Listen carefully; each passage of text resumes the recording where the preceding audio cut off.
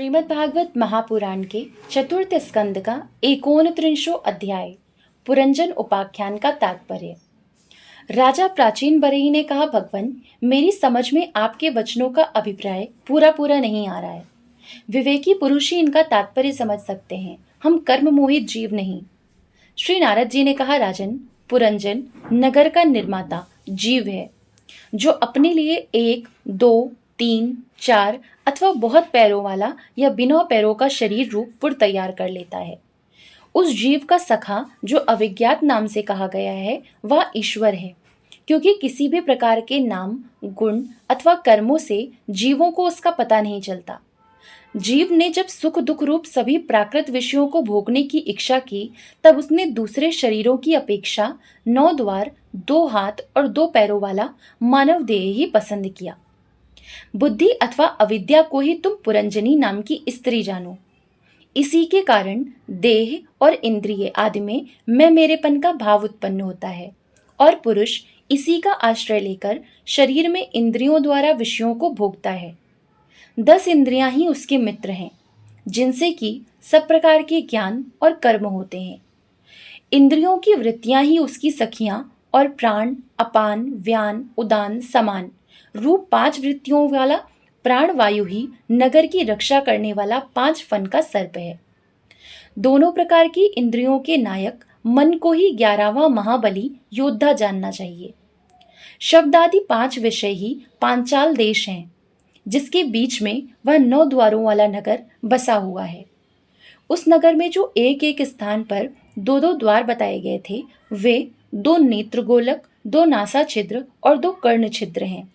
इनके साथ मुख, लिंग और गोदा, ये 3 और मिलाकर कुल 9 द्वार हैं। इन्हीं में होकर वह जीव इंद्रियों के साथ बाह्य विषयों में जाता है। इसमें 2 नेत्र गोलक, 2 नासा छिद्र और 1 मुख, ये 5 पूर्व के द्वार हैं। दाहिने कान को दक्षिण का और बाएं कान को उत्तर का द्वार समझना चाहिए। गुदा और लिंग, ये नीचे के 2 छिद्र पश्चिम के द्वार हैं।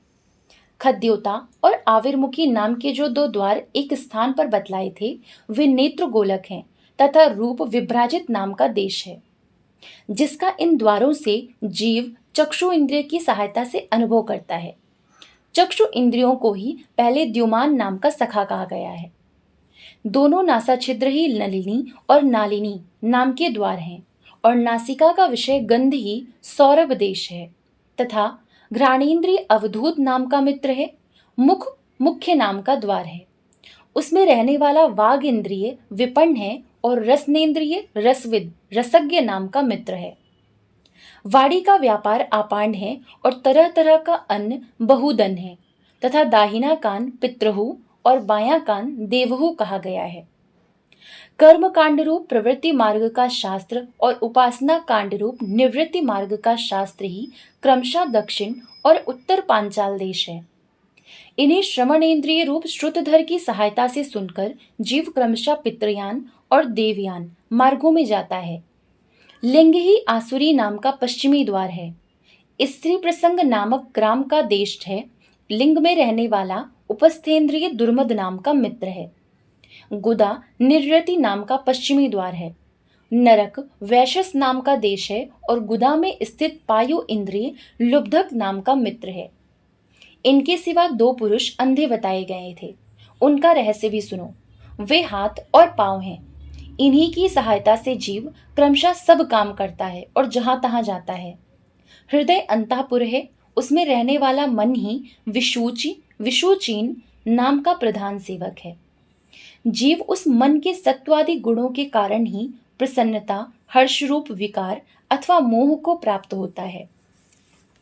बुद्धि अर्थात राजमहिषी पुरंजनी जिस जिस प्रकार स्वप्नावस्था में विकार को प्राप्त होती है और जागृत अवस्था में इंद्रिय आदि को विकृत करती है, उसके गुणों से लिप्त होकर आत्मा अर्थात जीव भी उसी रूप में उसकी वृत्तियों का अनुकरण करने को बाध्य होता है। यद्यपि वस्तुतः वह उनका निर्विकार साक्षी मात्र ही है। शरीर ही रथ है, उसमें ज्ञान इंद्रिय रूप 5 घोड़े जुते हुए हैं।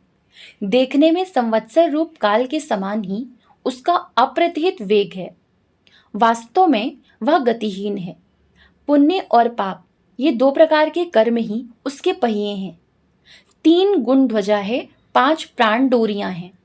मन बागडोर है, बुद्धि सारथी है, हृदय बैठने का स्थान है।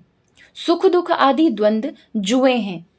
इंद्रियों के 5 विषय उसमें रखे हुए आयुध हैं और त्वचा आदि 7 धातुएं उसके आवरण हैं। 5 कर्म इंद्रियां उसकी 5 प्रकार की गति हैं। इस रथ पर चढ़कर रथी रूप यह जीव मृग तृष्णा के समान मिथ्या विषयों की ओर दौड़ता है।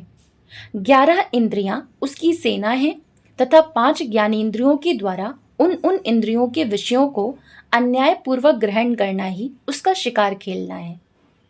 जिसके द्वार काल का ज्ञान होता है वह संवत्सर ही चंडवेग नामक गंधर्वराज है। उसके अधीन जो 360 गंधर्व बताए गए थे वे दिन हैं और 360 गंधर्वियां रात्रि हैं। ये बारी बारी से चक्कर लगाते हुए मनुष्य की आयु को हरते रहते हैं। वृद्धावस्था ही साक्षात काल कन्या है, उसे कोई भी पुरुष पसंद नहीं करता। तब मृत्यु रूप यवन राज ने लोक का संहार करने के लिए उसे बहन मानकर स्वीकार कर लिया। आदि अर्थात मानसिक क्लेश और व्याधि अर्थात रोग आदि शारीरिक कष्ट, ये उस यवनराज के पैदल चलने वाले सैनिक हैं तथा प्राणियों को पीड़ा पहुंचाकर शीघ्र ही मृत्यु के मुख में ले जाने वाला शीत और उष्ण 2 प्रकार का ज्वर ही प्रज्वार नाम का उसका भाई है। इस प्रकार यह देह अभिमानी जीव अज्ञान से आच्छादित होकर अनेक प्रकार के आदि भौतिक, आध्यात्मिक और आदि दैविक कष्ट भोगता हुआ 100 वर्ष तक मनुष्य शरीर में पड़ा रहता है। वस्तुतः तो वह निर्गुण है, किंतु प्राण, इंद्रिय और मन के धर्मों को अपने में आरोपित कर मैं मेरेपन के अभिमान से बंधकर शुद्र विषयों का चिंतन करता हुआ तरह तरह के कर्म करता रहता है। यह यद्यपि स्वयं प्रकाश है, तथापि जब तक सबके परम गुरु आत्मस्वरूप श्री भगवान के स्वरूप को नहीं जानता, तब तक प्रकृति के गुणों में ही बंधा रहता है। उन गुणों का अभिमानी होने से वह विवश होकर सात्विक, राजस और तामस कर्म करता है तथा उन कर्मों के अनुसार भिन्न भिन्न योनियों में जन्म लेता है। वह कभी तो सात्विक कर्मों के द्वारा प्रकाश बहुल स्वर्ग आदि लोक प्राप्त करता है, कभी राजसी कर्मों के द्वारा दुख में रजोगुणी लोकों में जाता है, जहां उसे तरह तरह के कर्मों का क्लेश उठाना पड़ता है, और कभी तमोगुणी कर्मों के द्वारा शोक बहुल तमोमयी योनियों में जन्म लेता है। इस प्रकार अपने कर्म और गुणों के अनुसार देव योनि, मनुष्य योनि अथवा पक्षी योनि में जन्म लेकर वह अज्ञान अंध जीव कभी पुरुष, कभी स्त्री और कभी नपुंसक होता है। जिस प्रकार बेचारा भूख से व्याकुल कुत्ता दर दर भटकता हुआ अपने प्रारब्ध अनुसार कहीं डंडा खाता है और कहीं भात खाता है, उसी प्रकार यह जीव चित्त में नाना प्रकार की वासनाओं को लेकर ऊंचे नीचे मार्ग से ऊपर नीचे अथवा मध्य के लोकों में भटकता हुआ अपने कर्म अनुसार सुख दुख भोगता रहता है। आदि दैविक, आदि भौतिक और आध्यात्मिक, इन 3 प्रकार के दुखों में से किसी भी एक से जीव का सर्वथा छुटकारा नहीं हो सकता। यदि कभी वैसा जान पड़ता है तो वह केवल तात्कालिक निवृत्ति ही है। वह ऐसी ही है जैसे कोई सिर पर भारी बोझा ढोकर ले जाने वाला पुरुष उसे कंधे पर रख ले। इसी तरह सभी प्रतिक्रिया अर्थात दुख निवृत्ति जाननी चाहिए। यदि किसी उपाय से मनुष्य एक प्रकार के दुख से छुट्टी पाता है तो दूसरा दुख आकर उसके सिर पर सवार हो जाता है।